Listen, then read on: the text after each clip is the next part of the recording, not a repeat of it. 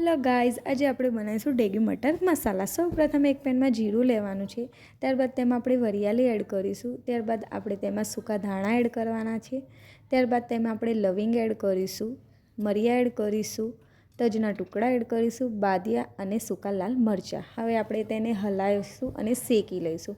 Proper મસાલો શેકાઈ ગયા બાદ આપણે તેને નીકાળી લઈશું। તે જ પેનમાં હવે આપણે તેલ લેવાનું છે। આપણે 2 થી 3 ચમચી તેલ લઈશું। ત્યારબાદ આપણે ડુંગળી કટ કરેલી છે તે એડ કરી લઈશું। ડુંગળીને આપણે પ્રોપર ગોલ્ડન બ્રાઉન થાય ત્યાં સુધી શેકવાની છે। તો હવે આપણે આને હલાવતા જઈશું, શેકીશું। તો જોઈએ આપણી ડુંગળી ગોલ્ડન બ્રાઉન થઈ ગઈ છે। હવે આપણે તેને નીકાળી લઈશું। જે મસાલો આપણે શેક્યો તો હવે તેને આપણે મિક્સર જારમાં ક્રશ કરી લઈએ। આપણે એને પાવડર થઈ જાય ત્યાં સુધી ક્રશ કરી લઈશું। આપણો મસાલો ક્રશ થઈ ગયો છે। હવે એક મોટા જારમાં આપણે શેકેલી ડુંગળી એડ કરવાની છે। ડુંગળી એડ કર્યા બાદ હવે આપણે તેમાં લીલા મરચાં એડ કરીશું, કોથમીર એડ કરવાની છે અને 1 વાટકી જેટલું દહીં એડ કરવાનું છે। આ બધું એડ કર્યા બાદ હવે આપણે તેને પેસ્ટ થાય એવી રીતે ક્રશ કરી લેવાનું છે। હવે આપણે ક્રશ કરી લઈશું।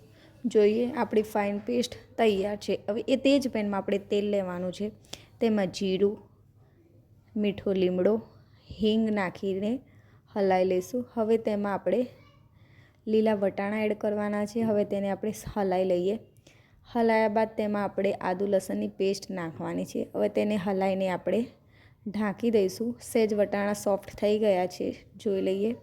હવે તેમાં આપણે હળદર, લાલ મરચું પાવડર, ધાણા જીરું પાવડર અને આપણે જે મસાલો ક્રશ કર્યો હતો તે એડ કરવાનો છે। બધા મસાલાને આપણે પ્રોપર મિક્સ થાય એ રીતે હલાવી દઈશું। ત્યારબાદ આપણે જે પેસ્ટ તૈયાર કરી તે બધી પેસ્ટ આપણે અંદર એડ કરી લઈશું। પેસ્ટ એડ કર્યા બાદ હવે તેને આપણે હલાવી લઈશું।